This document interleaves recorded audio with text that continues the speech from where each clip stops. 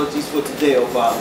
Lord, thank you for bringing us together again, oh God. Lord, I thank you for your word, Lord Jesus. Lord, continue to bless right now, Lord Jesus. Bless in a mighty way, Lord Jesus. Thank you for each speaker that came forth, Lord Jesus. Lord, I ask the word in my mouth, Lord Jesus, as I go forth with the word, Lord Jesus. I thank you for all things. In the name of the Father, the Son, and the Holy Spirit, amen. Amen. Thank God for being here. Thank God for the Thank God for His precious Holy Ghost. Thank God for what He's doing for me. And today, just speaking on redemption. You know, Ephesians 1, chapter 1, verse 7. Amen. I believe for today, my title is going to be No Excuse. No excuse. You know, for redemption, no excuse. Let's look for, when we talk about redemption, that's, you know, we look at that meaning as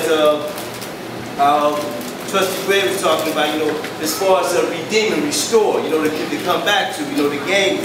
And as I looked in, I was looking at the scripture, I was looking at verse 7, it says, in whom we have redemption through His blood. In whom?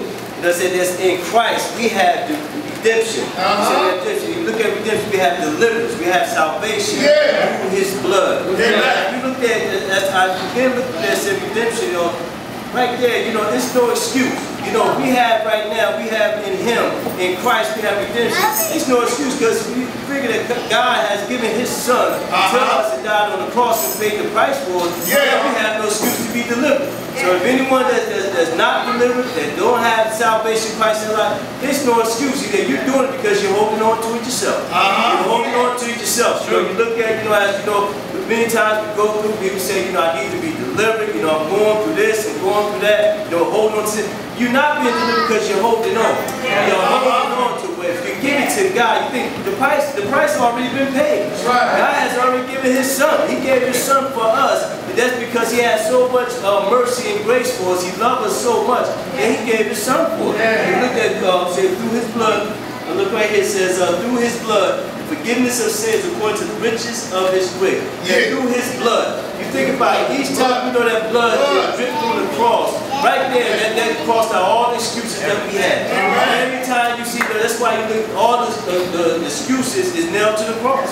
All the blood that dripped from Jesus' body when Christ was on that cross, those excuses just dripping away. Whenever we have, you know, say that I can't be delivered, or say I can't live saved, I can't do this, I can't. That's because you don't want to. There's no excuse. The forgiveness of sin, you know, He forgave our sin on that cross. You know, while we was on that cross, all our sins were being forgiven. That's why, you know, you look at it, now I go back to you said the Son's blessing. He's talking about with you said with Jeremiah, how Jeremiah stayed in God's presence. He stayed in His face. You know, if you begin to do that, if you begin to stay in His face, if you begin to just seek Him, be still and wait. You look at, you can be delivered. You can be delivered. You can have salvation. You can have your sins can be forgiven. You can go through these things. You can make it. Because you know, you think about we all have sin. We all have went through sin. We all have shortcomings. We all have shortcomings. We all have things that we've done, offenses that we've done. But you think about, you know, all those excuses was nailed to the cross. All those excuses was given to Christ. It was nailed to the cross.